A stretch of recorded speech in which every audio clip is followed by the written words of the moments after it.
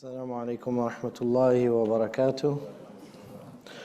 بسم الله الرحمن الرحيم. الحمد لله وكفى والصلاة والسلام على حبيبه المصطفى وعلى آله وصحبه ومن والاه. Today, of course, is a very important day. I've been talking about doing this for, I think, since I came here, so 3 years. Having a workshop that goes into the step-by-step of how to perform the salah. It's one of the most important topics. It's also the topic that everybody's an expert in. Because everybody's like, well, this is the way that I know, so it's got to be right. We're not here to decide who's right and who's wrong. I'm going to advise you with what I recommend. If you like it, take it. If you don't like it, that's fine also. Alhamdulillah. Only Allah knows all of these minutiae and all of the details. The things that are important, I will let you know. And then there are things in which there is room for disagreement and, the exact position. Do you put it on your chest? Do you put it, in the midsection? There's proof for both. So it's not really a big deal. Some of the things are important though, because sometimes people, they're like, oh, none of it matters, right? It's what's in your heart. Well, that's also wrong, right? So we want to stay away from both extremes, right? Which is that we need good intention and good action, and we also need to not become OCD, where we become obsessed with the minutiae and the details. So we need a nice balance, and inshallah, without making extreme positions. So I started with a hadith here, very famous: between disbelief and faith is abandoning the salah. In fact, there is a minority position that tariku salah, the one that has abandoned the prayer altogether, has left Islam, because there are various ahadith that seem to give that meaning. But this is not the correct understanding according to most of the scholars in both the Shafi'i and the Hanafi schools. In fact, the entire ummah has kind of come together to coalesce to say that's not correct. That person is just sinful and they should make tawbah, and their matter is up to Allah subhanahu wa ta'ala, just like everybody else, right? But the salah is very important, because the Prophet ﷺ had indicated that this is the very last thing that you really need to hold on to. And also, you can look at it the other way, that if you're trying to come back to Allah subhanahu wa ta'ala, it's the first thing to tap into. Start there, right? And there's a giant reservoir. So here's the agenda. We want to talk about the adhan and the iqamah. What are the prerequisites or the conditions for the prayer? Which actions are integral and which are necessary? So in the Hanafi school, we talk about the fara'id, and we talk about the wajibat. So somebody who's an Arabic speaker might say, what's the difference? If fard and wajib mean the same thing. So there's a distinction in the Hanafi school, that the fard is the thing that the prayer is not valid without, and then the wajib are those things that you should repeat the salah, which you can correct. Although the fard you can correct also. In the Shafi'i school, they divide it differently. So they have the mandatory actions, and then they have the actions from within the sunnah that should be part of the salah, right? So it's a different classification when we get to the end, to the most complicated subject, which is, what if you forgot something in the prayer? That's the hardest part of today's section. Then we'll get into why does it matter. Otherwise, don't worry about that distinction, unless if you miss it, then that's when it really matters. Then there are the sunan acts, that which is confirmed, mu'akkada, and that which the Prophet ﷺ didn't do all the time, ghayr mu'akkada, right? So those which he did with muwadhaba, with continuity, and that which he did occasionally. Sometimes we impose certain things, on our families and on each other, that actually have flexibility within the religion. So there are some sunan which you should not abandon altogether, but according to the circumstances, you can leave it off, sometimes based on the circumstances, right? Traveling is an important one. How to pray if you're on a plane, train, if anybody's on a riding animal, right? We'll talk about it inshallah. And the how to do it when you're following the Imam in congregation. Forgetfulness. This is the tough one. So we're going to leave that till the end, and then the special prayers. So the adhan and the iqamah are sunan mu'akkada. This is across all of the schools. Thank you. For the men, the classical opinion is that it's disliked for women to pray in congregation. This is the classical Hanafi opinion. The modern Hanafi opinion and the Shafi'i opinion is that there's nothing bad or negative about women praying in congregation. In fact, even in the classical opinion, it doesn't have any evidence. It's based on the assumption that the prayer of the woman individually would be preferable or is more humble or more modest, but it doesn't have any textual basis. So I would suggest to everybody to follow the majority view, even though I'm Hanafi, I would suggest to follow the majority view that women can pray in congregation among themselves, and it's also permissible and not disliked for women to call the iqamah. Almost all of the scholars, they said the adhan it's disliked for a woman to call adhan. Now, some of you might say, but Imam Refai, I saw you let some of the girls call the adhan in Sunday school. That's for a different reason. That's because we're teaching them, and I don't want to exclude the young girls from calling the adhan. So there's no harm in a young girl calling the adhan, in my view, for the purpose of teaching. But if a woman has reached, the reason for that, in case anyone is interested, is because the adhan it's an act of worship, but it's also a purpose. You're calling people to prayer. So that is a task. There's certain tasks that can be done by men and women, and then there's certain things that should be done by men. So the adhan is one of them. The iqamah, in my view, it's attached to the prayer. So if the ladies are having their own prayer, so there's no reason that the iqamah shouldn't be recited. I think logically, but the classical opinion is that no, they wouldn't. Now, if you hear the adhan, even for the woman that's in her period, even for the kids, even if you're in janaba, even if you don't have wudu, you should respond to the adhan. Right? This is something that is, if you go to Muslim countries and the adhan is called in the masjid, you see everybody do it. But for some reason in America, I don't see people respond to the adhan. And this is a sunnah. There's many hadith in that the adhan is meant to be responded to.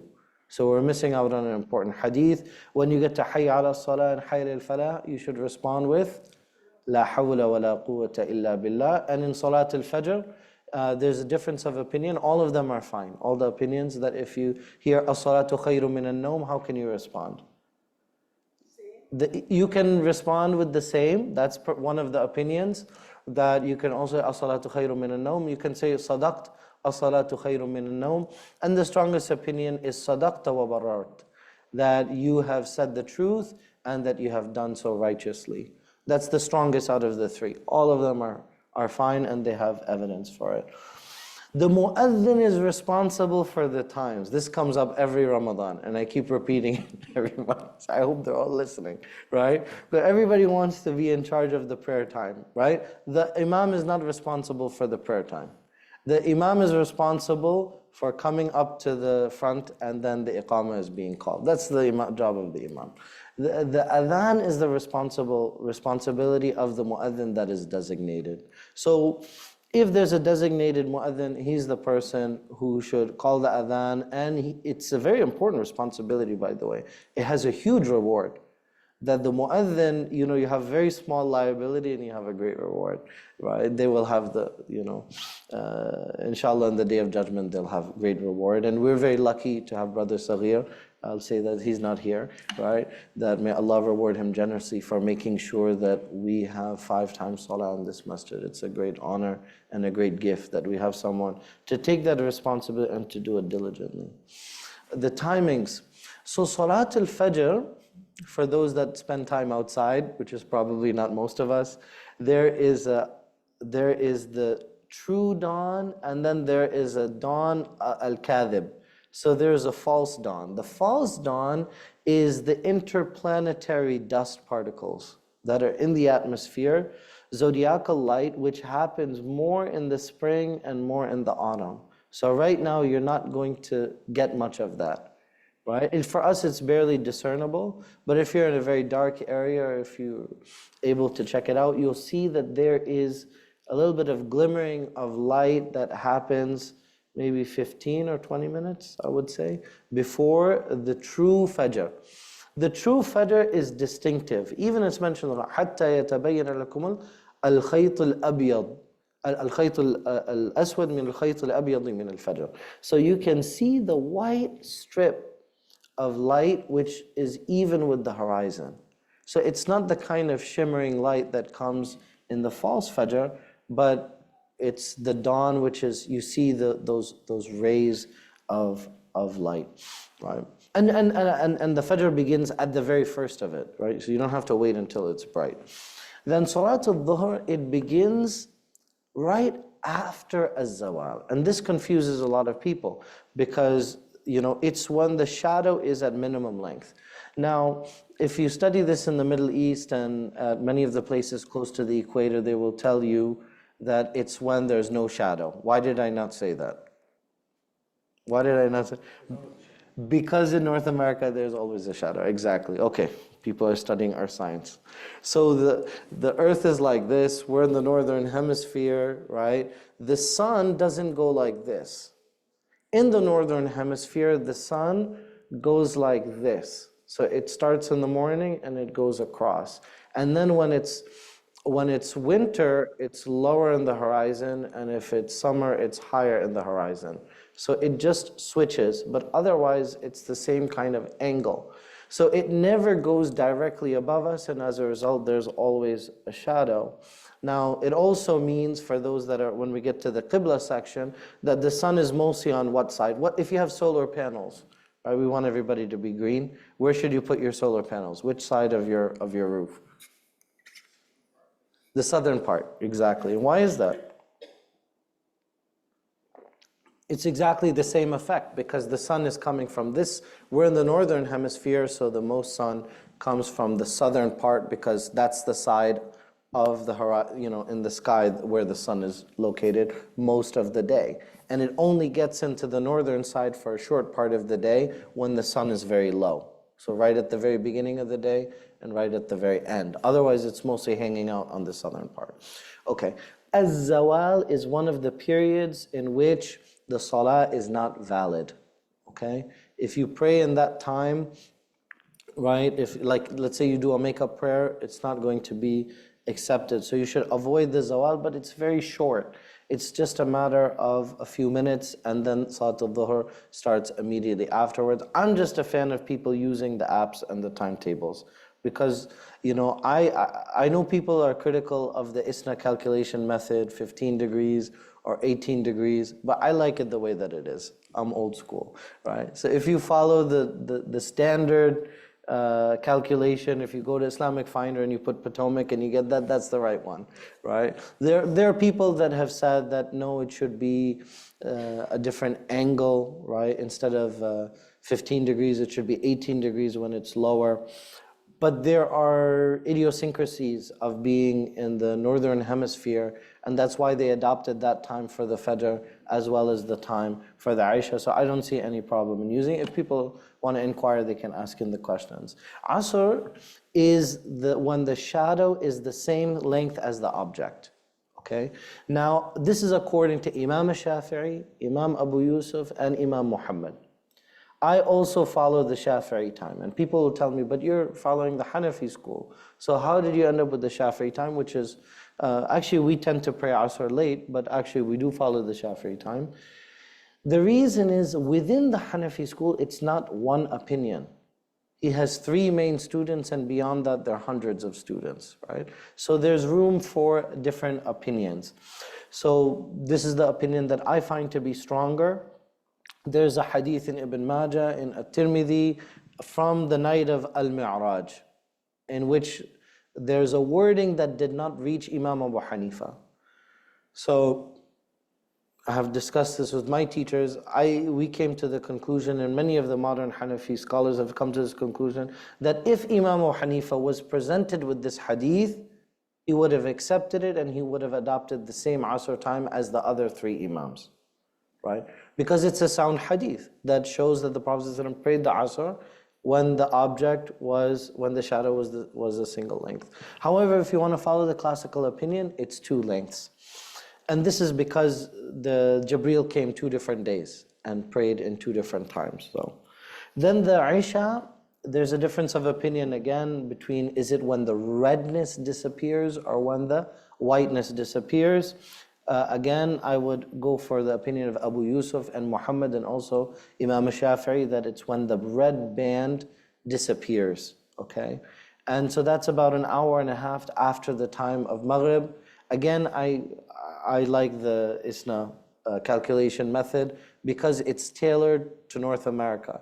If you follow some of the calculation methods from the Middle East, it will give you a Isha time that is a little bit too early and is not accurate scientifically because things are different all the way up here. Okay.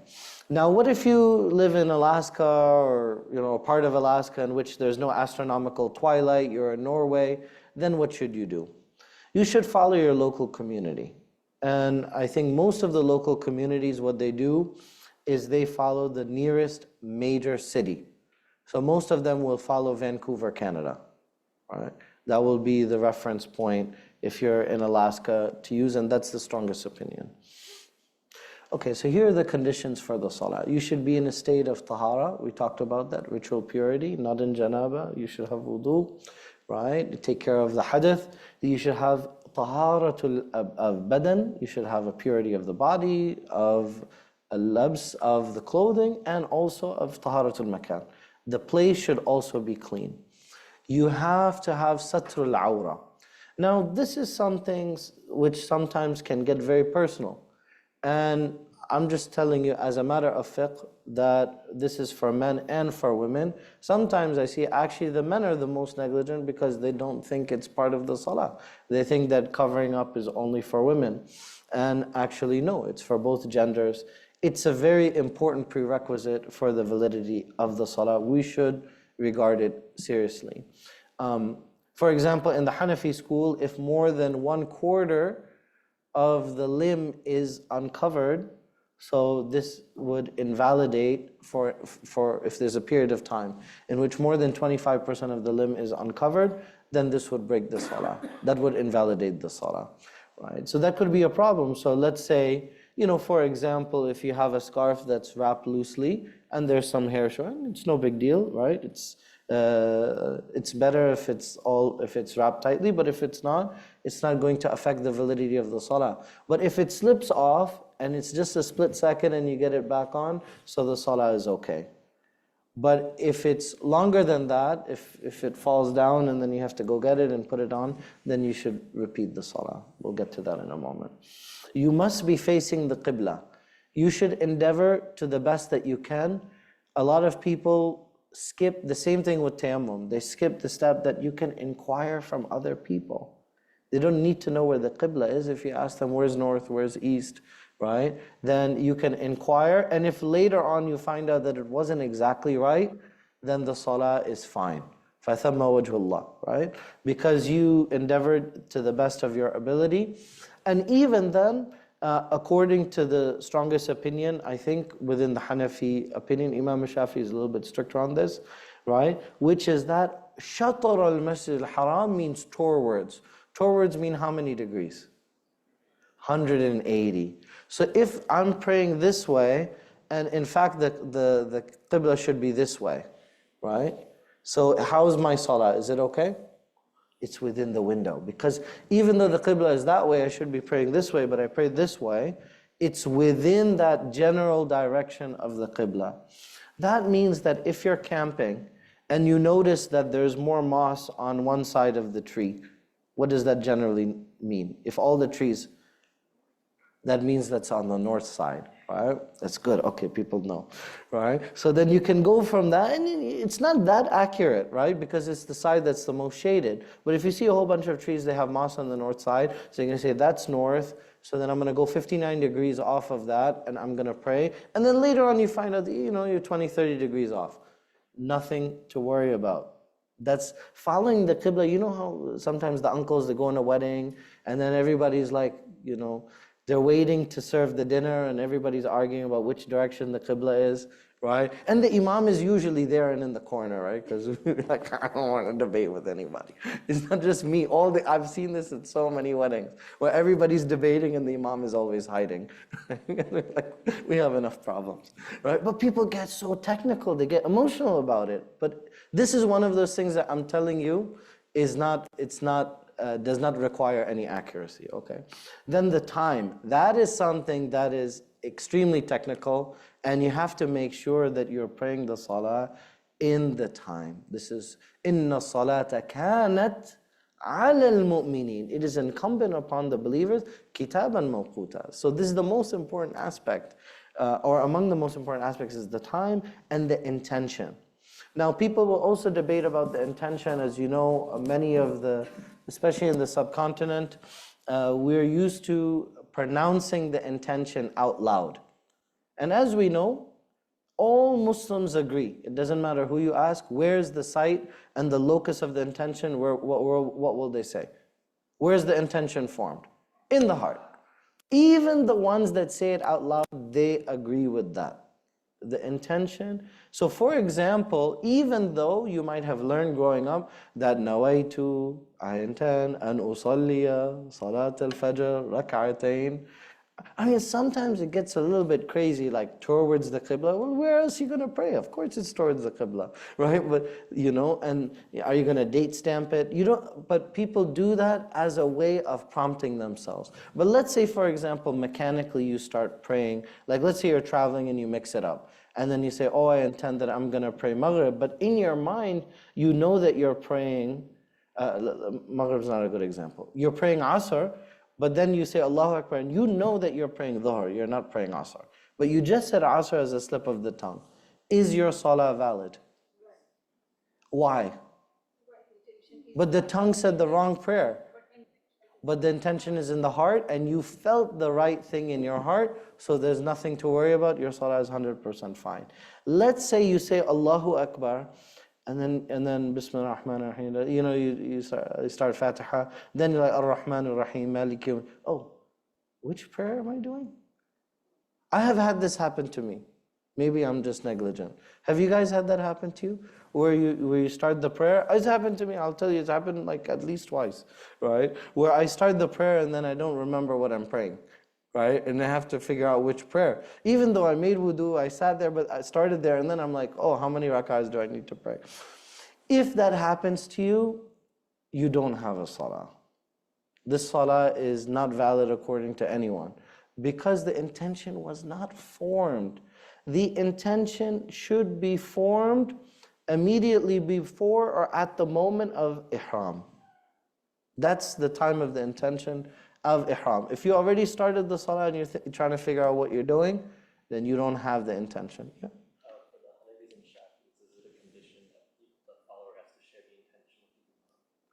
So according to what I know, it's only the Hanafi school that requires the ma'moom, the one who's following, to have the same intention as the imam. The Malikis also? Okay, so then it's Hanafis and Malikis. Because I know that the Hanbalis do not, and I know that the Shafi'is do not. So between the two of us, we solved the whole puzzle. Alhamdulillah. So for the Imam al-Shafi'i, there is no requirement that the Imam and the Ma'mum have to be doing the same prayer. That means, let's say you see somebody, you come at a random time, 3:30 at the masjid. You see somebody praying, and you are praying, let's say, Tahiyyat al-Masjid, and you join him, and he's praying his Dhuhr prayer because he didn't have a chance earlier. Then afterwards, you're like, oh, what were you praying? What were you praying? So according to the Shafi'i school, it's no problem. According to the Hanafi school, and I guess to the Maliki school, it would be problematic because the two did not share the same intention. However, I personally don't follow this opinion. The reason is it creates a hardship because what if the person leaves? You don't even know what he was praying, right? Let's say you catch the last rak'ah, he finished his prayer and he walks out. So how would you even know? Is there a way to tell the prayer that the person is doing? And then you guys have seen me in the month of Ramadan when Qari Anas is leading the witr prayer. Then I will follow him, and I have announced to people that according to the contemporary opinion, and which has a little bit of mixing between the schools, that you can stand up for a fourth rak'ah with the intention of a nafil prayer.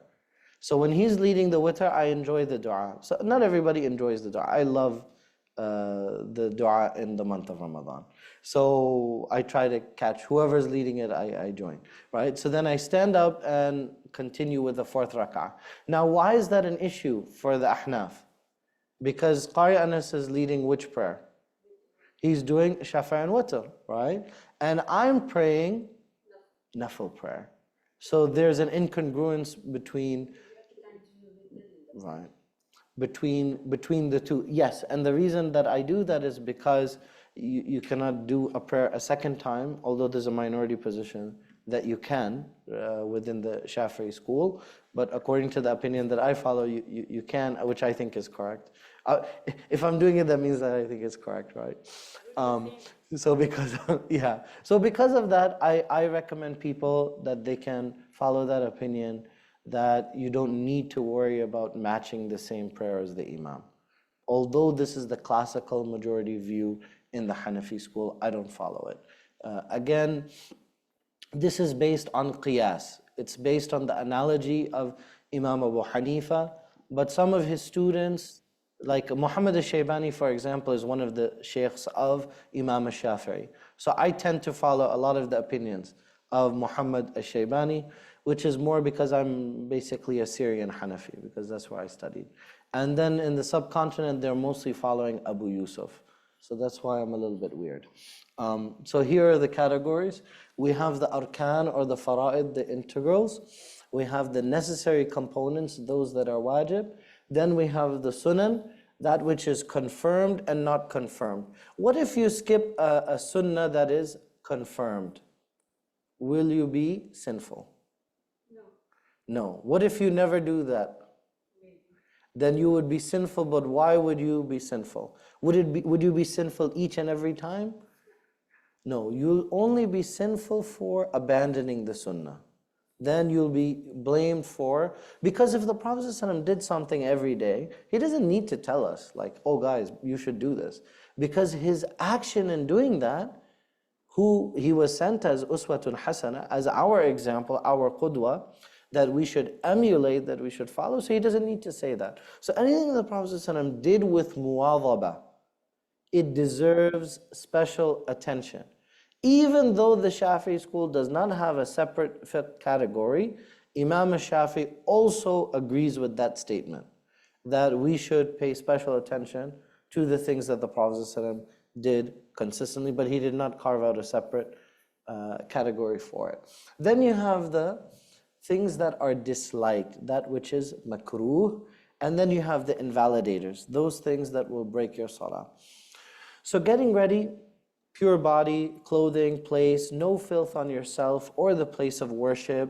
If you have a jainamaz, if you have a sajjada, you can put it over, and this is the reason for the prayer. But Muslims, we have become superstitious. We do all kinds of weird stuff. You know what I've heard people say? I didn't grow up in a superstitious family, right? Because my father's an imam, right? So we didn't hear this stuff, right? But I heard later on that people think that if you leave the prayer rug open, that something happens. Have you guys heard this? What happens if you leave the prayer? See, everybody knows this but me. That if you leave the prayer rug open, what happens? That shaitan is going to pray. When I first heard this, I was an imam and it was a Q&A, and somebody asked that, and then afterwards it seems everybody knows it but me. I said, Alhamdulillah, you did a good deed. You got shaitan to pray. Everybody was laughing. I didn't even say it on purpose. I was like, that was my first reaction. No, it's a rug. That's the point. My point is that it's a piece of cotton. You see, the same thing, the sibha, right? That we do tasbih. It's the tasbih that is special, right? So for example, if you have something written on your wall, Allahumma salli ala Sayyidina Muhammad, it's not the words that are magical, it's the reference to the Prophet ﷺ is what makes it special. So the same thing, if you have prayer beads, right, which is, according to the strong opinion, is from the sunnah in the sense that the Sahaba used to do it, as a way of facilitating tasbih, but If you throw it in the garbage, it's fine, no problem. Same thing, you have an old prayer rug, throw it in the dump. It's just a piece of cloth. We cannot be superstitious people, right? Because we are following a rational religion. So cloth does not have any special properties. We don't believe in magic. We don't believe in amulets. We need to kind of stay away from. So like, you know, whether you should close it or open it, that's a secondary question. The first question is, you know, is that sajjada, is that prayer rug, is there anything special about it? No. It's just a prayer rug. So there's nothing wrong in leaving it open, right? And the same thing with clothes and your cap and your turban and all of that, right? So here are things. If you need to take the bath, do it. Make the wudu with all of the sunnahs. Beautify your preparation, especially in the wudu, right? Without wasting water. Use the siwak. The sunnah is to use it at a minimum of 5 times in a day, right? This is what we should be doing. If we cannot do that, then we should at least brush twice in the day, in the beginning and in the end. Hopefully everybody's doing that, right? My sister's a dentist, so she, you know, it's like, oh, how are you doing? Are you flossing? That's the second question, right? That's when we all go to the dentist, that's a question we're afraid of. But that's a good practice. If the Prophet ﷺ lived in today's time, would he floss? I definitely think he would. Because this is part of tahara, this is part of purification. Make du'as, especially in completing the wudu. Apply tib, apply perfume. This is not really the topic, but sometimes it comes up for the ladies. What about them applying perfume? You know, I'm trying not to upset anybody, but I'll share my view, right? Which is that women should dress up when they get home. And they should apply perfume when they get home. If there's still perfume on their bodies, and it's not like, oh, I can't go out, I have perfume. No, there's no rule like that. But to apply perfume because you're leaving the house is blameworthy. Everybody with me? So if you're doing it for that purpose, the same way, you know, like applying makeup, the same thing, right? There's no rule against makeup in Islam. But if you are applying makeup because of wanting to draw attention, then it becomes blameworthy, right? So if you have makeup already, because that's what you wear in the house, I hope this is not like, this is weird, right? Because we're not used to it. Society tells us the opposite, that you have to put on your outside face. But our deen teaches the opposite, that you, and the same for the men. Abdullah ibn Abbas, he said that I love to present and dress, and actually he said to groom myself in the best manner for my wife, just as I love for her to groom herself in the best manner for me. So these obligations, they go both for men and for women. But if you already have perfume, if you already have makeup, so it's not like, oh my God, I can't go outside, I have to wash it off. No, it's fine, inshallah. Know about the time span for the salah, and know the direction of the qibla. Dress and intention. Covering satul awra. We talk, our definition of nakedness is the awra, which is different from other people. So for the men, as you know, the minimum is from the bottom of the knees to the navel. However, it's more than that. Really, the men should have their torso, and I mean, they should have their, if possible, they should have their whole body. It's even disliked, you know, I mean, I do the same thing, but according to some of the fuqaha, I do wear short sleeve all the time. But according to a lot of the fuqaha, they said that it is preferred to wear long sleeve in the salah. However, this creates a hardship, and it's not disliked in the like a tahrimi. It's not prohibitively disliked. Meaning that if you're able to, and what is very common in the Middle East, what I recommend for people, and the same also in the subcontinent, is that people have 1 or 2 dresses that they have hanging in the coat closet, that when they're leaving for the masjid, right, so you throw it out over, and that's your garment for doing the salah, which has long sleeve, which is very modest and also very comfortable. And the same for the ladies, that they can be wearing PJs and sweatpants and whatever, they throw the abaya over and they come to the masjid and they're ready to go. Make things easy. So for men and for women, avoid tight clothing, avoid short clothing. See-through clothing is also problematic. For men, if you have a long sleeve, nowadays, you know, in the fashion, especially like I studied in Egypt, right? So the fashion is to have, the cut is that the sleeve is very open, right? It's long and has a lot of fabric. The problem is when you do takbir of the ihram, when you do the takbir of the ihram, so then you raise your hands, what happens? So the sleeve goes down.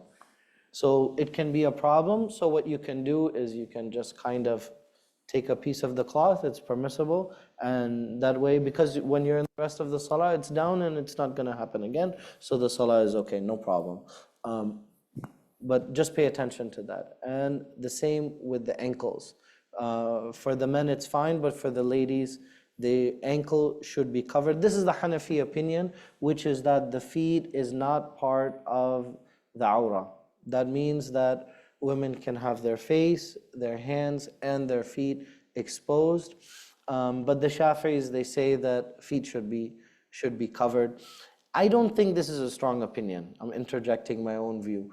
Because in the time of the Prophet ﷺ, and in the early generations, it was common for women to wear sandals. So it's very hard to reconcile that they were covering their feet. Then why would women's sandals exist, right? Then they would all have to wear shoes, and I think it creates a great hardship on women. But this is the majority view, that the feet is included. But I don't follow that. I think that the feet can be exposed. Both genders should wear respectable clothing, avoiding ripped clothing. Make the intention, whether you're doing it individually. If you're following the Imam, you still need to form the intention and be firm that the time entered. So you begin in the standing position.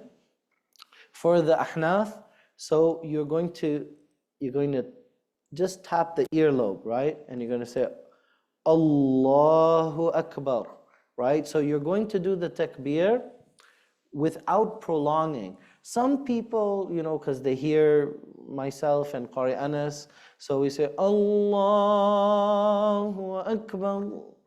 So it sounds nice, and then they try to copy it. The problem is, you might copy it in the wrong way. So in the Arabic language, when you put an alif before something, it turns it into a question. So if you say, Allah, what's the problem? Now you added a question mark, that is Allah the greatest. According to most of the fuqaha, for the one who's aware of it, the salah is invalid. So I'm looking at all the Arabic speakers. You can't miss it. For those who don't know Arabic, you're excused. But now that I told you, you can do better, inshallah, right? So, and the same thing, Akbar, you should not say Akbar, you shouldn't do that. If you want to extend it, especially because you want to fill the dhikr in all of the motions, which is part of the sunnah of the salah, to extend the takbir, then you do it the way that Qari Anas and I do it, which is Allahu Akbar. And you're going to notice these things when we pray, so you'll pay attention why we do things that way. This is according to the sunnah, because that's the part that you can extend. You can extend it in the beginning, and you can extend it in the middle. So the only place you can extend it, at the end. So the only place you can extend it is in the middle. For the Shafi'is, it's at the shoulder. So it's lower. Then the Hanafi, it's going to be up. For the Shafi'is, it's going to be at the level of the shoulder. And the tips of the fingers will be lining up with the ears, which is the same position that the Hanafis say the women should adopt. Now wait a minute. Why is it that the Hanafis have a salah for men and a salah for women? Any guesses? Nobody else does that, as far as I know. It's based on an analogy that the salah of the women should have indimam. It should be a little bit more humble, it should be more modest, it should be more compressed.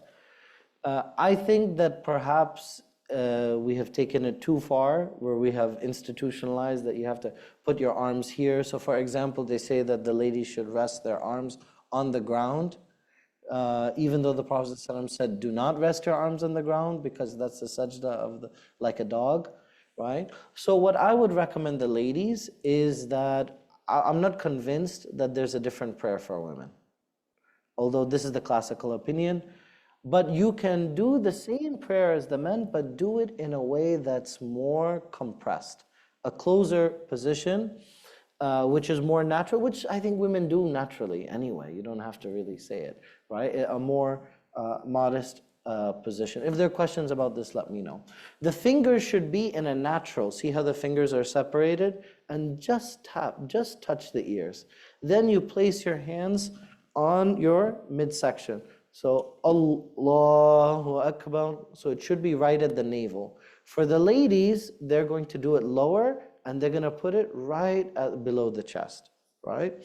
Right below the chest, or on the chest basically, but right, you understand what I mean. And then for the Shafi'is, right? So there's a difference of opinion also about whether it should be lower or whether it should be on the chest. I think that the midsection is the strongest opinion. So that's what I would suggest. So there's also subtle, this is in the Maliki school. Chavez, he probably can give us the evidences. Imam Malik did it, and it was known within the practice of the people of Medina. But textually, I don't find it to be a strong opinion. But I know that there are others who will disagree. My recommended position to everybody would be to do it at the midsection, right? At the navel.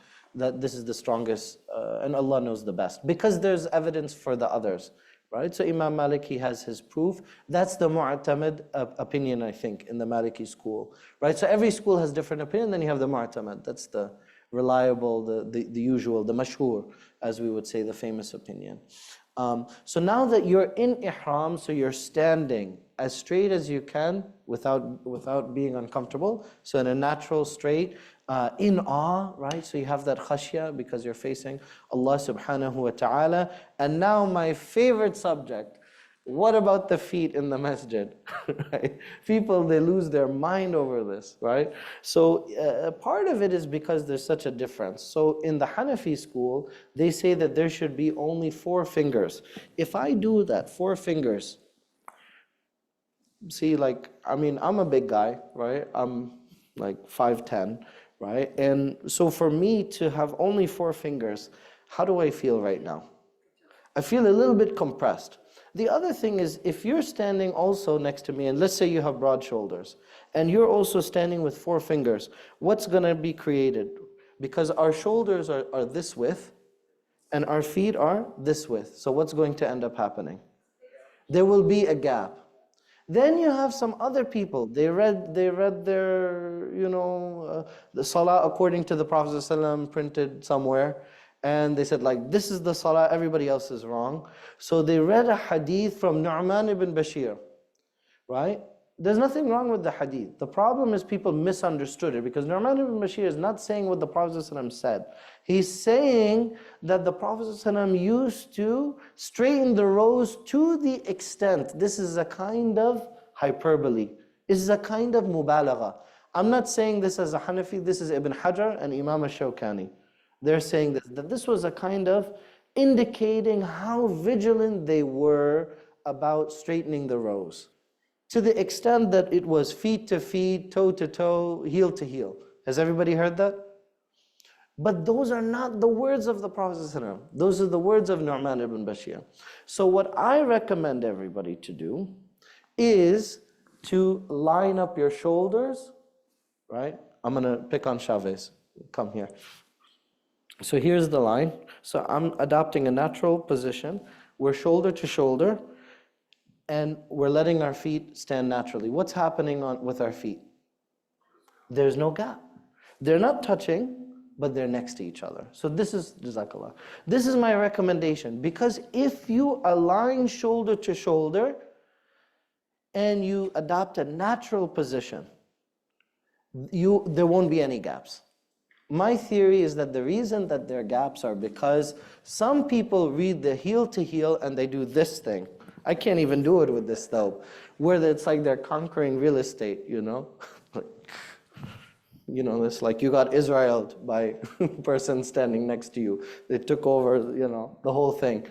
And then there are other people that they heard the heel to heel and they're about to fall. They're like doing some kind of, it's like they're going to do a ballet pirouette because they have to put the heel to heel. Now, how are you going to pray Salat al-Tarawih? I can't even do this for like 5 seconds. So now I'm praying Salat al-Tarawih. Why is this problematic?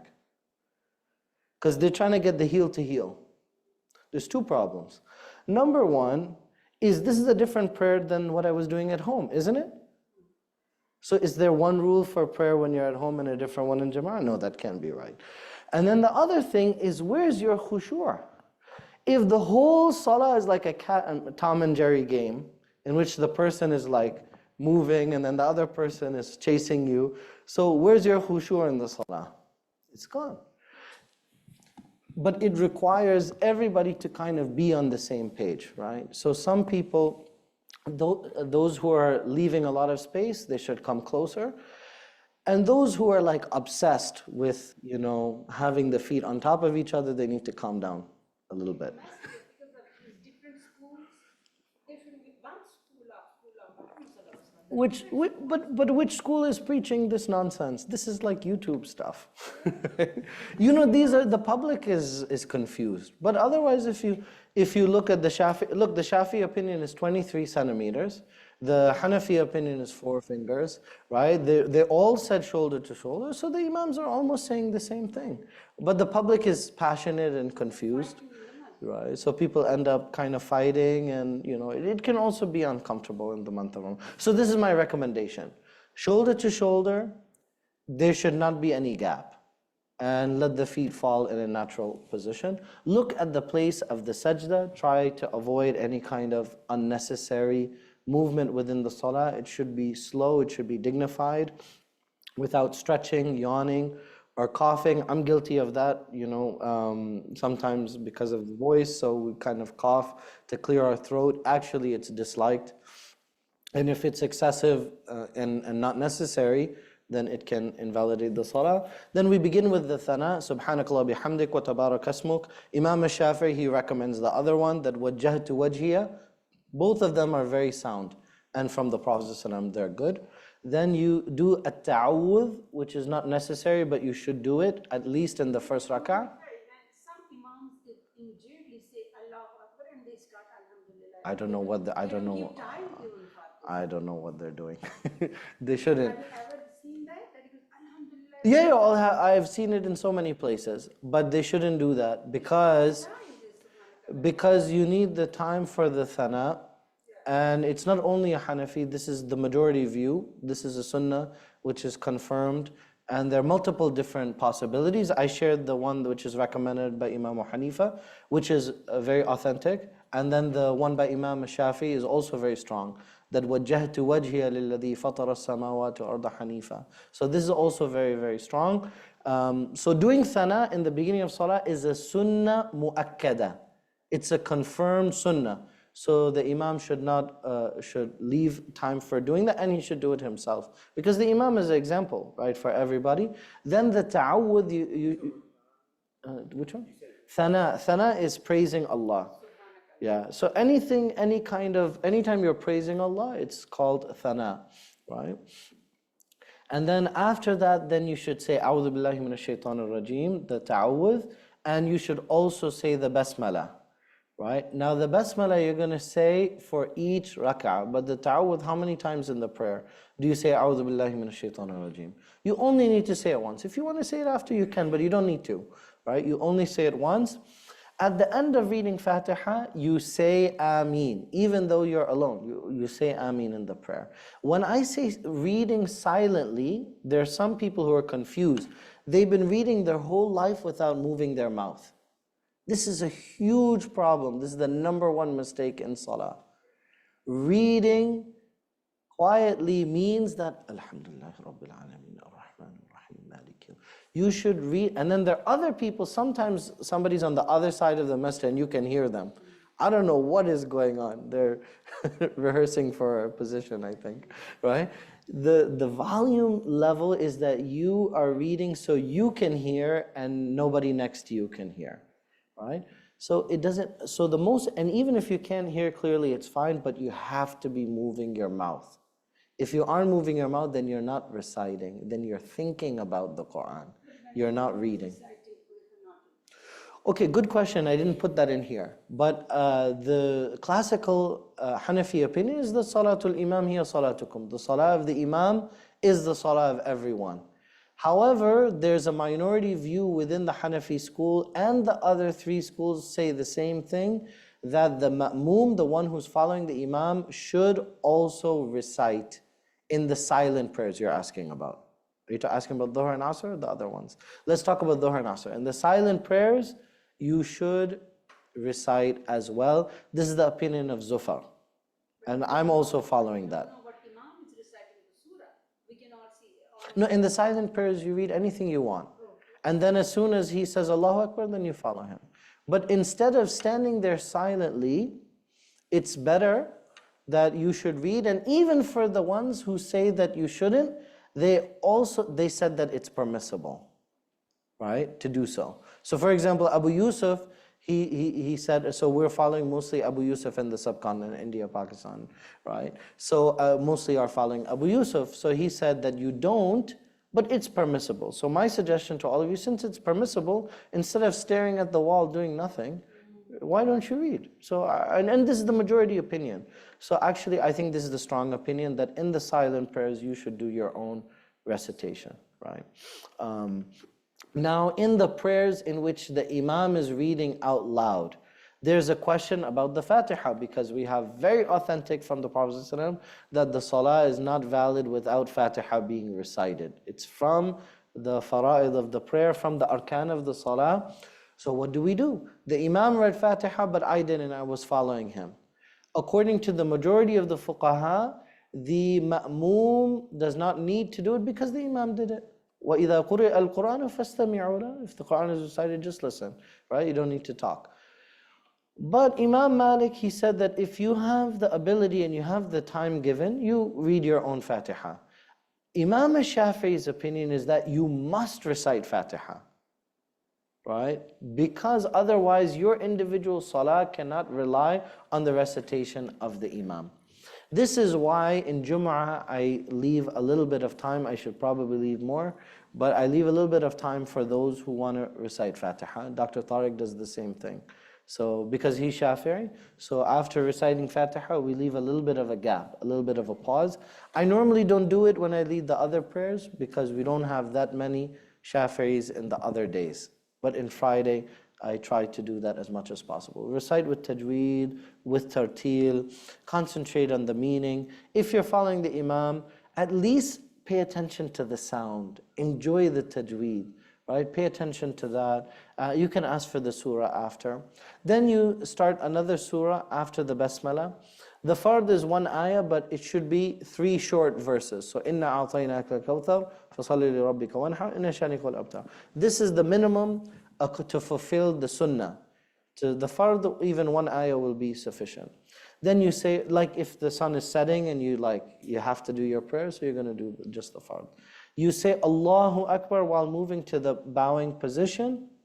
But if you're Shafi'i, so you've completed your recitation, then you're going to say Allahu Akbar. Then you're going to raise your hands and do the takbir together. That's the part of the Shafi'i salah. Then you're going to straighten your back. Should be straight. Your knees should be back. Right? This is good, right? Muslims, we don't need stretching and yoga. We're doing it all day long, right? So what you do is you should be at a 90-degree angle, right? Where this is straight and the back should also be straight. You know, what they used to teach us in madrasa was that, you know, the teacher would say that if I pour water on your back, it shouldn't drip over, right? It should, that's how straight your back should be. But, you know, I'm not testing you guys, so don't get nervous. And grasp the knees with the fingers spread out. For the ladies, you have indimam, so it's a little bit closer. Look at the top of your feet. I think you do that naturally. Subhana Rabbil Azim 3 times. is the sunnah.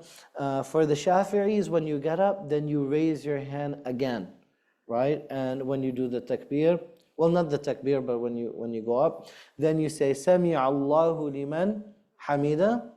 Then now you have Rabbana wa lakal hamd, but you have three possibilities. You can say Rabbana lakal hamd, Rabbana wa lakal hamd, and you can also add Allahumma. I like Rabbana wa lakal hamd because to me it sounds the nicest, but it's up to you. There's proof for all of them. Then you have the sajda, right? In which, and there's a debate. So for example, among the Salafis and the Hanbalis, they say there's a hadith that you should put your hands first. But this contradicts other proofs and other hadith that we have that we should not go straight into the sajda like you're diving in or you're falling. It should be independent, separate motion. So Imam Shafi'i, Imam Hanifa, and many others, they said the same thing, that when you go into sajda, you should it should be very balanced, elegant, your knees down, then your hands, then your head, and then your nose. So it becomes a very smooth motion that's kind of in phases. Everybody with me? So you're gonna go down. I usually support myself, but you don't have to. And then you put your hands, and the fingers are together, right?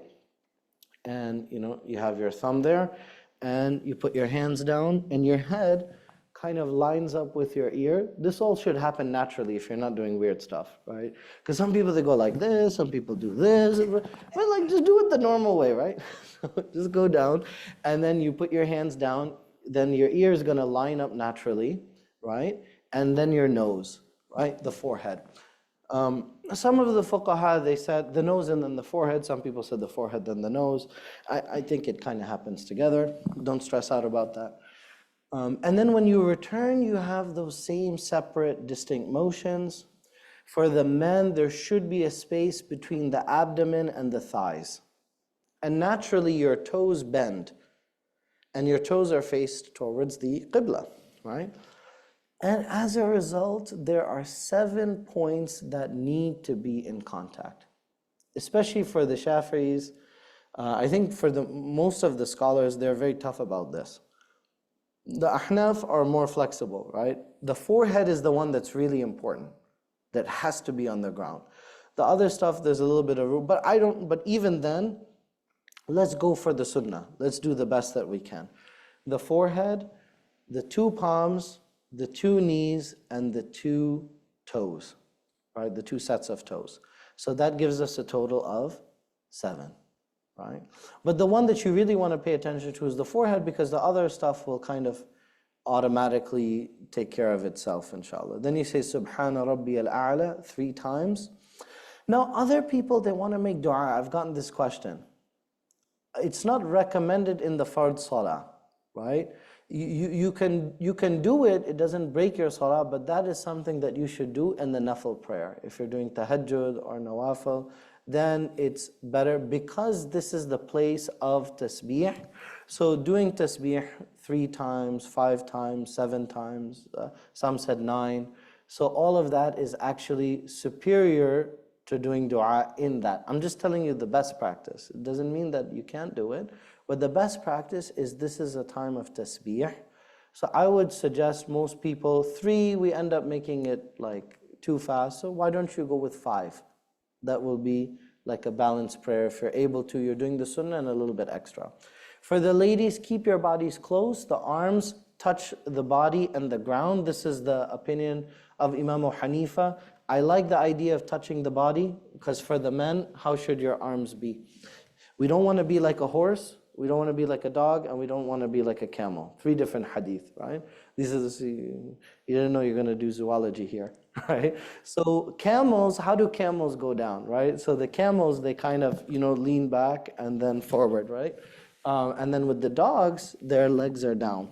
So what you want to do is, when you make the sajda, your elbow should be out and away from the body and not tucked in towards the body. But for ladies, I agree that their arms should be close to the body, but not that they should be close to the ground.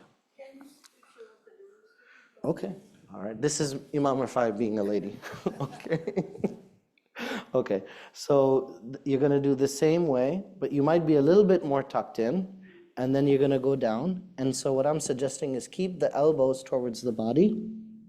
And so the abdomen and the thigh, so it'll be tighter, and then the elbow is touching the body, but not the ground. That's my suggestion. Yeah. Okay.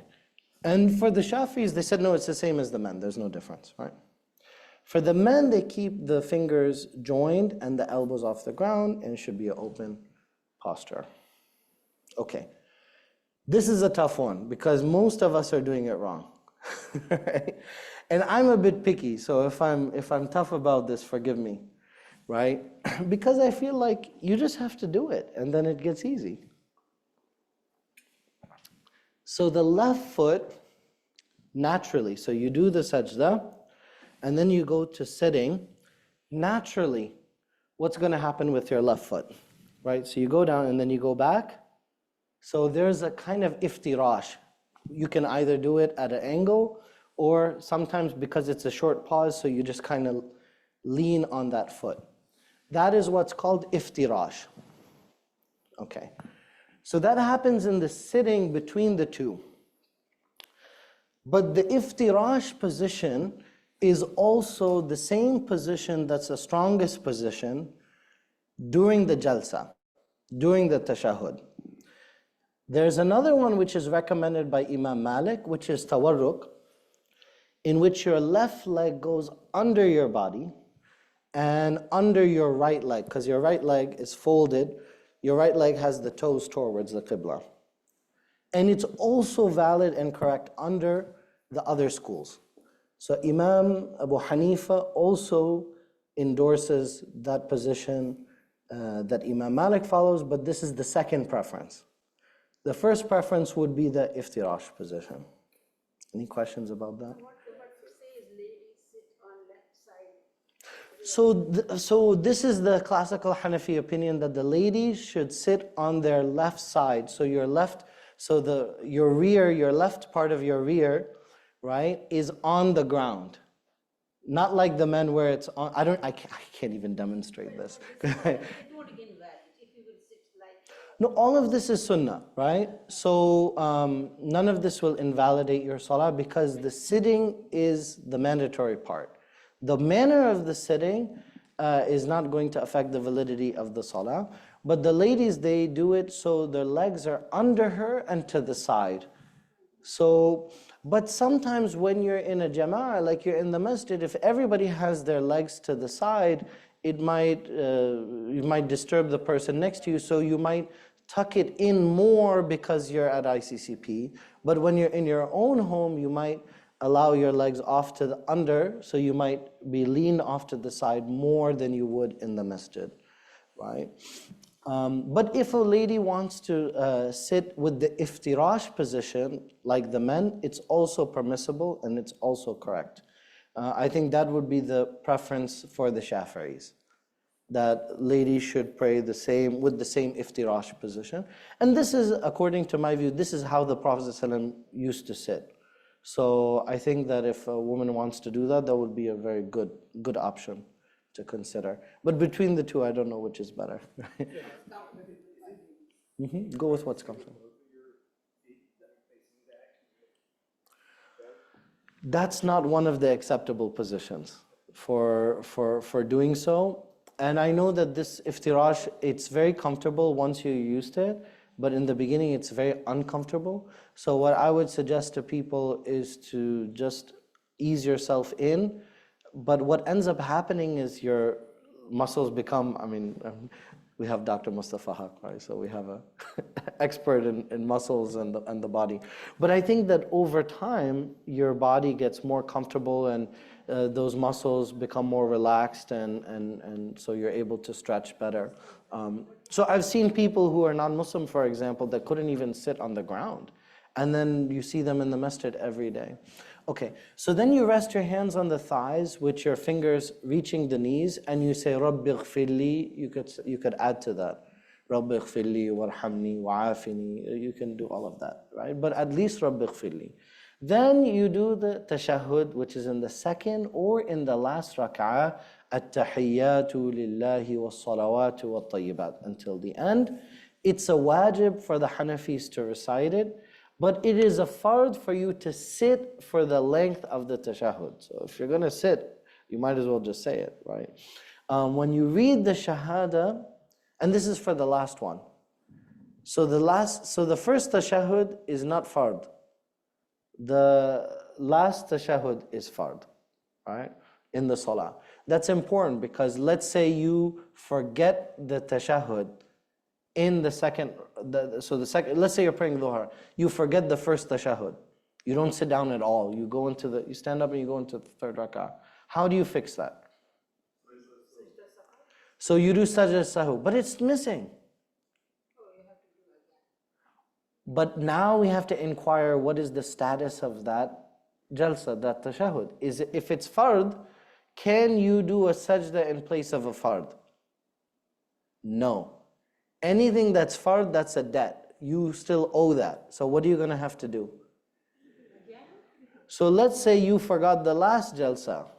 You forgot the last tashahhud and you went straight into like salawat on the Prophet ﷺ or to do salam. What do you need to do? You can redo the prayer, but you shouldn't because you took this class, so you won't do that, right? You need to get a tashahhud in. It's a fard, and the sajda of sahu is not good enough because there's a fard that's missing. So under all of the schools of thought, what do you need to do?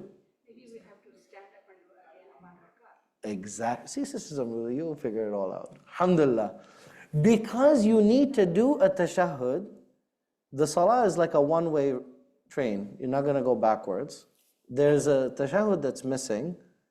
So the only solution that you have, this is the only option, is you're going to add one complete rak'ah. Because that last rak'ah that you did without the tashahhud is not valid. So you're going to do the one additional rak'ah, but because now your prayer has additional actions that are outside of the prayer, what do you need to do? Then you do sajda sahu. Exactly. Alhamdulillah. This is exactly 100% correct. Right? And this will be the same in the Hanafi opinion, in the Shafi opinion, and I think all of the schools pretty much are going to say exactly what we just said. But a lot of us don't know that. If it is a fard action, so you have to create a space in order to do that. When you read the Shahada, then raise your index finger, right? So this is the Hanafi opinion, right? And Imam Shafi says that the thumb should be touching the index finger when it's extended, and he recommends that you should do Ashhadu an la ilaha, and then you wait to illallah, and then you extend it at that moment, and this is to confirm the tawheed, the oneness of Allah subhanahu wa ta'ala. Then you get to the last rak'ah. In the last rak'ah, you do the Durud Ibrahimi, Allahumma salli ala Muhammad wa ala ali Muhammad. According to Imam Hanifa and Imam Shafi, you can say ala Sayyidina Muhammad. Because there's another hadith that the Prophet ﷺ is our Sayyid, but according to the Salafis, because that's not part of the original formula in the Hanabila, they say it's better to go with the original formula, even though we have that other hadith describing the Prophet as Sayyid. I would recommend go ahead and say Sayyidina Muhammad. That's just a suggestion. And then you make the final dua. This is a sunnah mu'akkada from the salah. Rabbi ja'alni muqima salati wa min dhurriyati. This is such a nice dua because you're making a prayer for yourself, you're making a prayer for your parents, and you're making a prayer for all of the believers. Such a short and a beautiful dua, and it's confirmed from the Prophet sallallahu alaihi wasallam. Then you do the taslim, you turn your face to the right, and you say Assalamu alaikum wa rahmatullah. Some people say wa rahmatullahi wa barakatuh. That's also fine. Personally, I find the strongest opinion is that the Prophet said Assalamu alaikum wa rahmatullah, so I just go with that. I try not to make things too fancy, right? Just what he was doing. And then you go to the left, but it's permissible, right? And you're greeting the Imam, the congregation, and all of the angels. If you have the witr prayer, right? So the third cycle, you are not only going to read Surah Al-Fatiha, you're also going to read another surah. Now in the month of Ramadan we get this question because as you know I read witr as a Hanafi.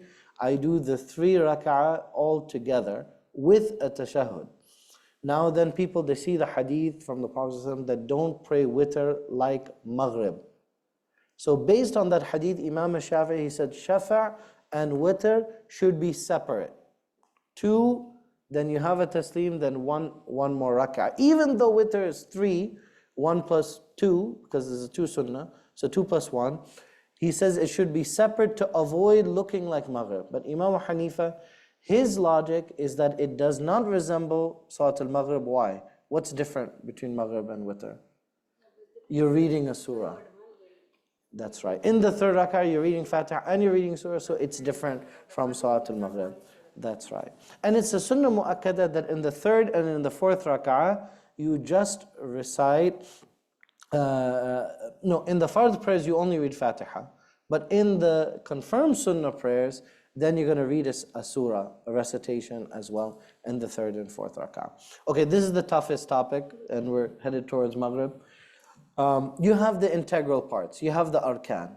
Standing, opening takbir. This is according to Muhammad and Imam Shafi'i. According to Imam Hanifa, they said it's a condition. The Fatiha, according to Imam Shafi'i. The ruku', the rising, the standing straight, the sujood, the rising, the sitting in between, the sitting at ease. You guys have heard Dr. Tariq, he's mentioned that in each position, all of the limbs of the body have to come to rest. This is the same in Imam Shafi'i and Imam Hanifa. Only difference is, Imam Hanifa called it a wajib. He didn't use the word fard. Otherwise, it's the same.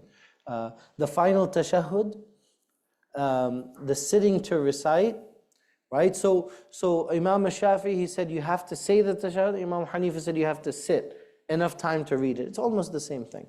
Then you end the salah with the taslim and the order. This is one that people sometimes can mess up. They make a mistake. You cannot, that's why I said think of it as a one-way train.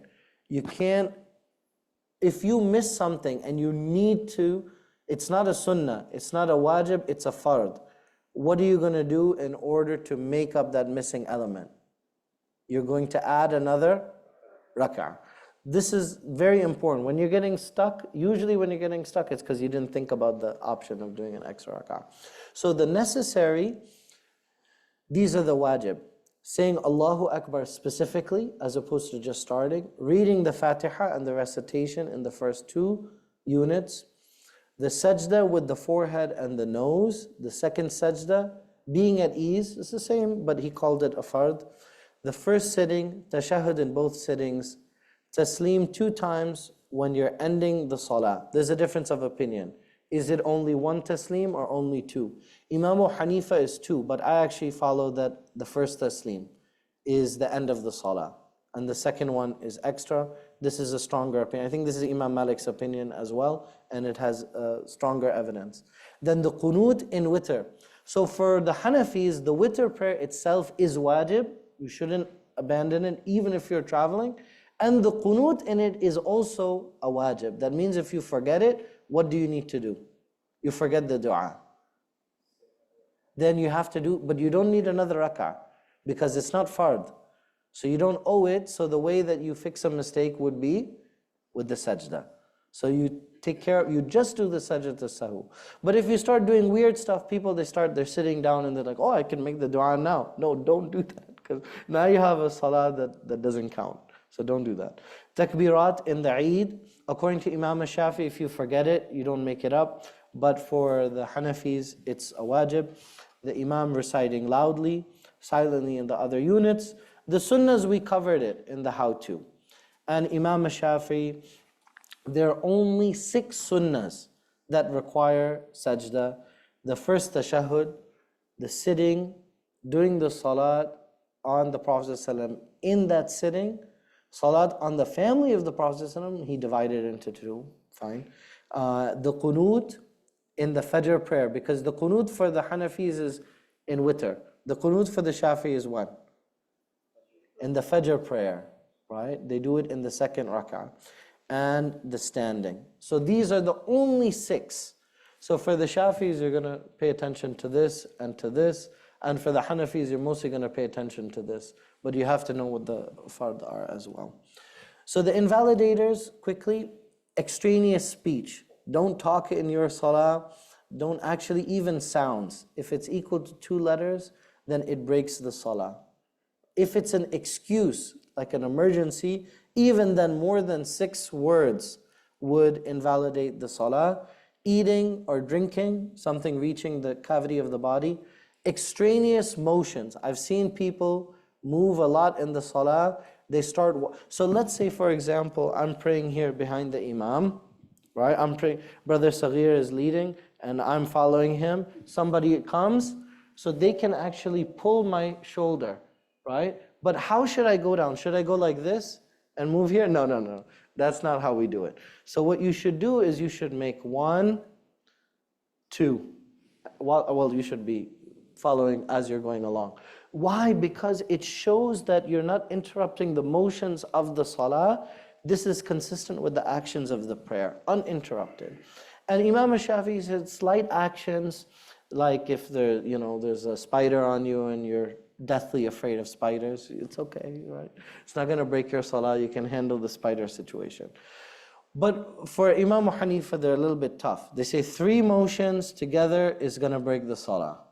So just pay attention to that. Any kind of nakedness or filth, it's disliked to pray if you need to use the restroom. Even if the jama'ah is in the masjid, you should go to the restroom because it's disliked. The karahiyah of praying while needing to go to the bathroom is greater than the dislike of missing the jama'ah. Okay? If it's mealtime is being served, some people have this thing that they're like, no, let's pray and then we're going to eat. No, we have a lot of hadith from the Prophet ﷺ that if the food is presented, you should eat first and, spend 15 minutes to eat normally and then do your salah right away. Avoid yawning, clothing and hair. The reason I showed this chart is because of the green. These are the 12 raka'at that are mu'akkada. People think this is a Hanafi thing. It's not. This is according to all the Imams. Imam Shafi'i, he says the same thing. But for the Hanafis, they emphasize it, that you have to do the Sunan Mu'akkada, these 12 raka'at, but it has a great reward. So it doesn't matter which school of fiqh that you're following, I would recommend everybody to do the ones that are in green. If you're in the workplace and you have appointments and it's hard for you to get away, go ahead and skip it. But on any occasion which you're able to do it, go ahead and do it. These are what we're not covering. Inshallah, we're going to do a fiqh class most likely 2025, next year. But this is a preview. Salatul Jum'ah is in the place of Dhuhr. Duha is in the mid-morning until Dhuhr. The Janazah prayer, it has 4 takbirat, no iqamah. The Tahajjud and Tarawih is the same as a Nafil prayer too.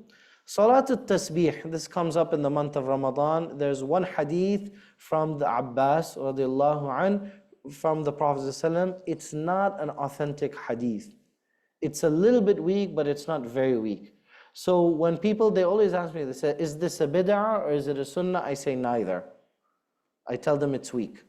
So that's the position that I follow. It's not a bid'ah because it has an origin, but it's weak. So it's better to stick to things that are strong. Eid is either 6 takbirat for the Ahnaf or 12 takbirat in the Shafi'i school. Salat al-Istisqa for rain, 2 rak'ahs. The eclipse, you can watch the YouTube video. We have the instructions there. Tahiyyat al-Masjid, greeting the masjid, is 2 rak'ah. You can combine it with a different intention. And you do the sajda of tilawa. When you hear the recitation, there are 14 places in the Quran in which there's a sajda, so you go ahead and do that. We'll take the questions after Salat al-Maghrib. I apologize to the inconvenience to those online, but we will take a few questions, but after the Salah, and we're going to do a practicum, inshallah. Next week is the very last session. We'll be talking about istikhara, and we'll be talking about other types of ad'iyah, of du'as. So please join us. This is the long class. Next one will be shorter, inshallah. May Allah subhanahu wa ta'ala increase us in knowledge and benefit us from our knowledge and accept from us. Wa sallallahu wa sallim ala nabiyyina wa habibina Muhammad wa ala alihi wa sahbihi wa sallam.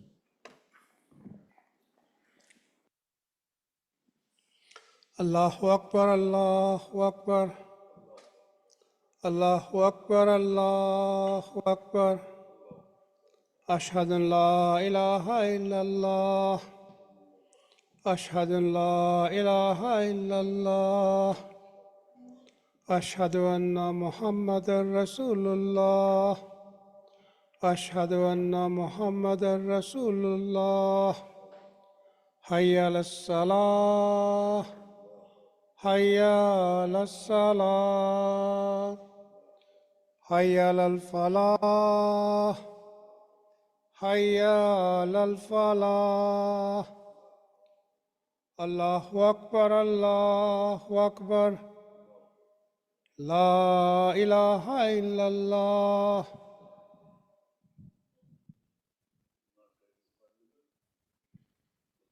I think we're already 5 minutes.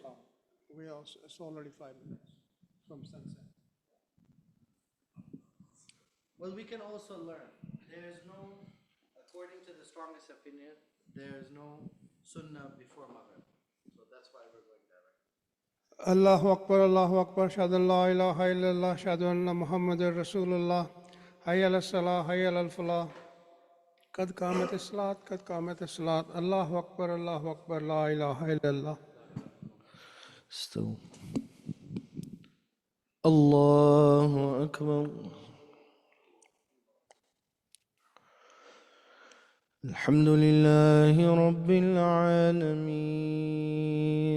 الرحمن الرحيم مالك يوم الدين إياك نعبد وإياك نستعين اهدنا الصراط المستقيم صراط الذين أنعمت عليهم غير المغضوب عليهم ولا الضالين.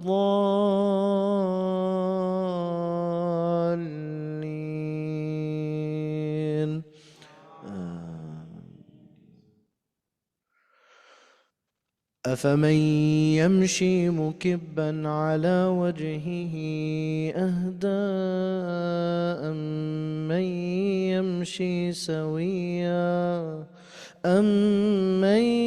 يمشي سويا على صراط مستقيم قل هو الذي أنشأكم وجعل لكم السمع والأبصار والأفئدة قليلا ما تشكرون قل هو الذي ذرأكم في الأرض وإليه تحشرون ويقولون متى هذا الوعد إن كنتم صادقين قل إنما العلم عند الله وإنما أنا نذير مبين. الله أكبر.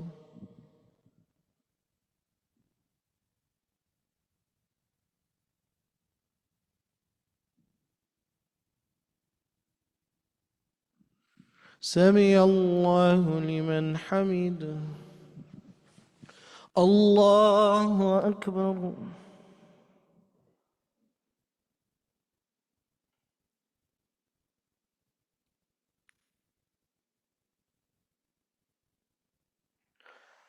الله أكبر.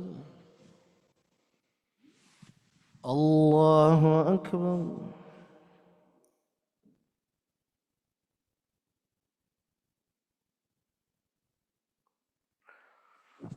الله أكبر.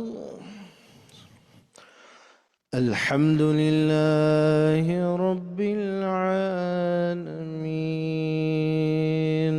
الرحمن الرحيم مالك يوم الدين إياك نعبد وإياك نستعين اهدنا الصراط المستقيم صراط الذين أنعمت عليهم غير المغضوب عليهم ولا الضالين.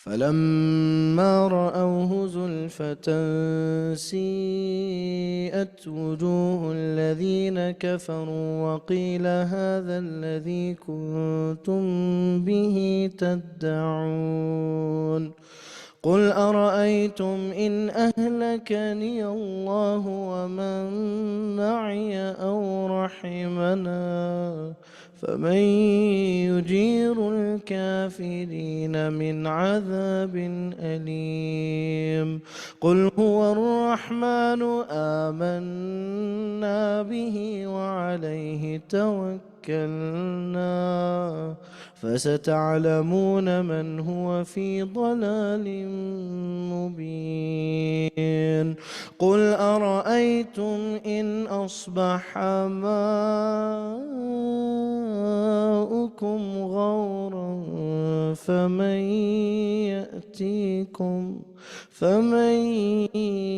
يأتيكم بماء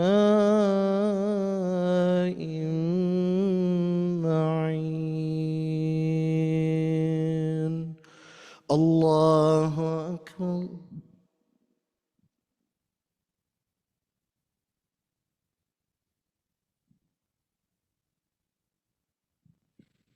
سمع الله لمن حمده.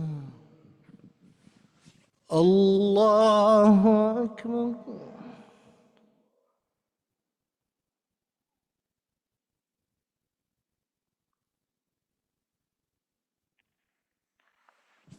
الله أكبر.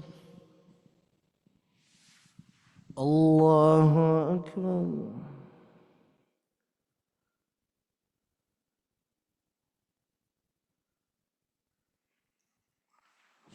الله أكبر.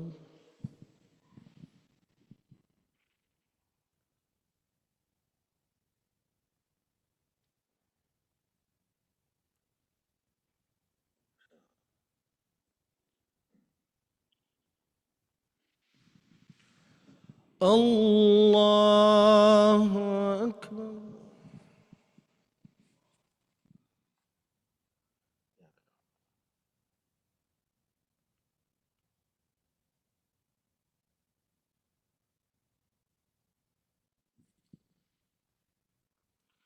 الله أكبر.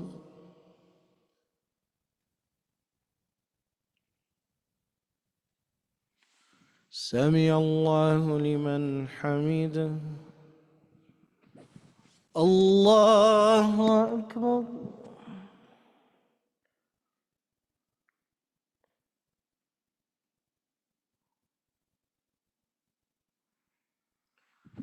الله أكبر. الله أكبر.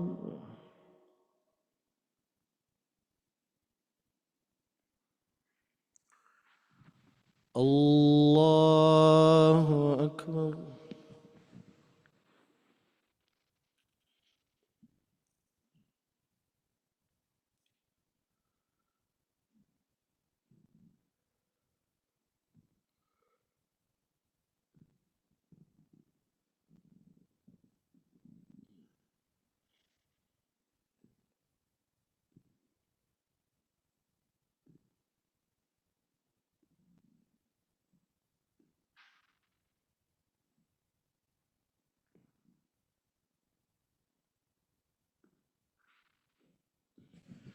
السلام عليكم ورحمة الله.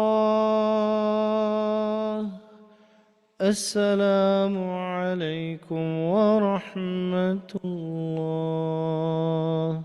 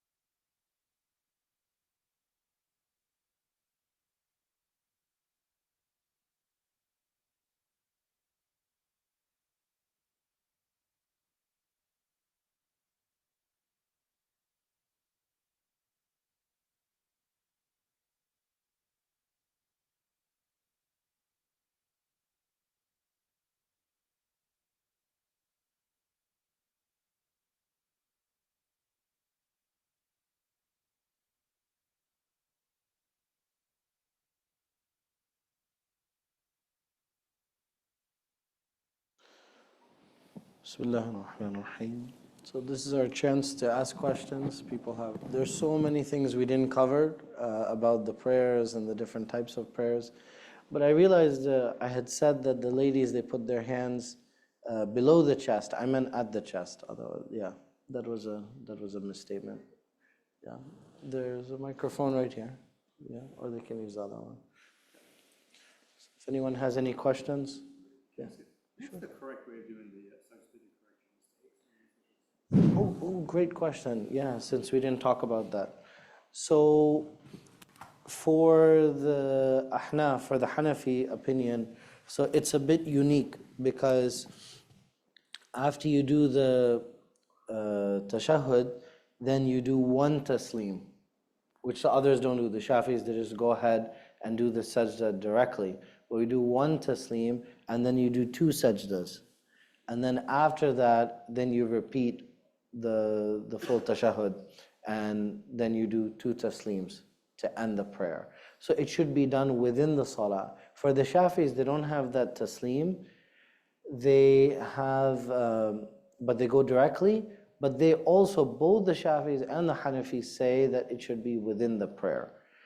However, there is a hadith, at least one that I can think of, in which the Prophet ﷺ told somebody that they can do the sajda of sahu after already completing the prayer. So I know that Imam Hanbal and the Salafis, they follow that if you are if it's within a very short span of time, you've completed your salah, and then somebody says, oh, by the way, you're missing that, then you can go ahead and you can correct it and do the sajda. I'm not sure about Imam Malik. Yes, so Imam Malik also has the same thing I just described from Imam Ahmad, which is that you can have it before the taslim and you can also have it after. It's very convenient because sometimes you don't realize that you made a mistake until somebody tells you. But then if you have a big discussion about it, then you're no longer eligible to take advantage of that. No, not. So I have two questions. I will repeat both the questions. Number one is that when we do the obligatory prayers, fard, for example, 4 rakats of silent prayers, we do ourselves. So we do 2, then we do atayatu and get up again without any durood on Rasulullah. So do the third one. Right? Inside 4 rakats are like Zuhr or Asr. Okay. I will do 2, then atayatu, then I will get up and do Alhamdulillah Rabbil Alamin, right? Right. But sometimes, ignorant, you don't mean it. Sometimes I go for surah, Bismillahirrahmanirrahim, Qul Falahu Ahad, Allahu Samad, Lam Yalid. What to do at that time? If you do in 3rd and or 4th rakat, this surah. This is a nice easy one, right?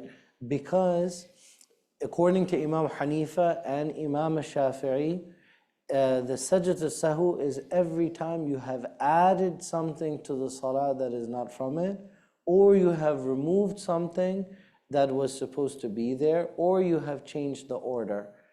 Imam Malik adds another category, which is that if you have doubt, shak. So if you're not sure, did I say it or did I not say it, for the Imam Malik, as soon as you have that doubt, so you have to do the sajdat al-sahu. But we don't have that. We follow aghlab al-dhann. Whatever you think is more likely. Imam Shafi'i, he says whatever your default is. So if you're not sure whether you did it, then the default is that you didn't do it. So just go ahead and do it. And you don't necessarily have to do a sajdat al-sahu for the doubt. But here you added a recitation in a place that doesn't have a recitation, right? And there's nothing about that violates the salah. Is it an inviolator? It's not. That recitation doesn't break the prayer, but you added something that's not from the prayer. Even if you will not do sajda sahu, it is valid? No, you should do sajdat al-sahu. So what because you have added something which is not from the salah. Right. And the other But it hasn't broken the prayer. You should continue. Some people might say, anytime they have a problem, they exit and they're like, I'll just repeat the prayer. But that's not correct. You should continue the prayer, and then do the sajda. So sometimes when you do Atayatu Lillahi wa Salawatu, right? So we start, I have been taught, as you are Hanafi, we are a sect from our country, we say Ahl Hadith. Yeah. So they do, when they say Atayatu, they from the very beginning take the finger, Atayatu Lillahi wa Salawatu wa Taibatu. This is the same as the Maliki continue opinion. till Asala. Is it? So we mentioned the Hanafi opinion, we mentioned the Shafi opinion. Imam Malik, Maliki school has two opinions. But the Mu'tamad, the famous opinion coming from Imam Malik, there are 13 hadith about this issue of raising the finger. We start from One the start. of those hadith talks about doing it continuously. Yes. So Imam Malik's school, that is the main viewpoint, but the other Imams, they criticized it. And they said, what do you do with the other 12? Because the other 12 say, no, you only keep it fixed. Shahada. Because you're affirming Tawheed. And if it's continuous, so you're not affirming Tawheed. So that's why I know this is the reliable, we all love Imam Malik, but the other opinion is stronger to do it once, whether you do it in the Ashhadu in the beginning or you do the Illallah, but to do it once and to hold it until you complete the Shahada. I think this is the strongest opinion because you have 12 hadith that are supporting that. So it's better to go with that. And sometimes in silent prayers, when it is obligatory prayers, so Imam starts Alhamdulillah, not obligatory, this Farad sometimes, or sometimes this Maghrib. Maghrib, when you go to third rakat, this Imam is doing silent or is doing Alhamdulillah Rabbil Alameen. Is Imam doing silent third? In Maghrib. In Maghrib in the third rak'ah, is silent? So I recite Salat al-Fatiha quietly. Quietly. So I'm reciting the Fatiha. So let's say I get to, well, also because we speak Arabic, I mean, we can read a lot faster. Right? That's why we so are. So I said, Alhamdulillah, yeah. You go to sujood. And with the perfect tajweed, then it will only take you. Actually, sometimes I finish and I wait because I'm like, okay, it's too fast. Let me give people Usually a chance. they don't. They go, for example, in our Sunday school, Imams what do, you also may be doing our we both, so you do Alhamdulillah Rabbil Alamin, then you go to Rukwa. We have not even started this finished. So Imam Abu Hanifa would say, time? follow the Imam. Right? If you're able to complete it, complete it. But the Imam Shafi would say, complete it. Yeah, because that's what Dr. Tariq once complete told it. that. And actually, in this case, even for the Hanafi opinion, it's better to complete it if you're almost done. Why? Because if he's in the ruku', you can lag a little bit behind the Imam until he gets to standing, when he gets to the next motion. So let's say he says, Allahu Akbar. Then when he says, Sami Allahu liman hamida, then you need to go. Yeah. So if you get to Sami Allahu liman hamida and you still didn't finish Fatiha, then follow the Imam. We have to do so that I'm trying to reconcile both opinions. Thank you very much. Something very nice topic. Very nice topic. Today we learned a lot about it. Thank you. May Allah bless you, your family. Alhamdulillah. Any others from the Zoom or here that we can take quickly? Yeah, Shabis? So this issue comes up a lot in Ramadan. So I'm just wondering what the Ahnaf define as excess movement, because the issue of having a mushaf in front of you during like Taraweeh. So the Ahnaf, it's easy. The Shafi is complicated. Okay. The Ahnaf, they said 3 consecutive motions. But I find this to be very difficult. Because, and the reason I'm saying that is because, like, if you have a child, if some people, they need to lean. The Prophet ﷺ, when he was close to the end of his life, his wife reports that he leaned onto the column. So the 3 to invalidate the salah, it's very harsh, I think. Allah Alam. But Imam Shafi'i's opinion is a little bit wishy-washy, but I think it's more accurate, which is that if there's continuous motion that is foreign from the salah, then it will invalidate the salah. So I actually prefer Imam Shafi'i's opinion here, because 3 motions, so what that will mean, if you have 3 motions, so if you have a mushaf, so if you open the mushaf, you're like at 1 or 2. then to find the page, I mean, definitely you're going to get to 5 or 6 motions in order to find the right page. So the only way that you could fulfill Imam Hanifa's opinion is if you have the Mus'haf open and ready before the Salah. But for the Ahnaf, they don't permit reading the Mus'haf except in the Nafil prayer. And even then it's disliked. So they would tell you don't read in the first place. But that's not the opinion that I follow. The opinion that I follow is that reading from the Mus'haf is not permissible in the Fard prayers, but it is permissible in the Nafil prayers. So you can do so, and you can open the pages, and if you have your phone, all the apps you have don't disturb, and you open it, then you can do so. But you should limit your consecutive motions. And I think that will be a balanced opinion to reconcile both of the schools of thought. I think this is our last one. May Allah is that right? That's the last question. So may Allah subhanahu wa ta'ala increase us in our knowledge. We'll take yours after, right? We'll send our prayers on the Prophet. Allahumma salli afdala salatin ala as'adi makhluqatika sayyidina Muhammadin wa ala آله وصحبه وسلم عدد معلوماتك ومداد كلماتك كلما ذكرك الذاكرون وغفل عن ذكره الغافلون. السلام عليكم ورحمة الله.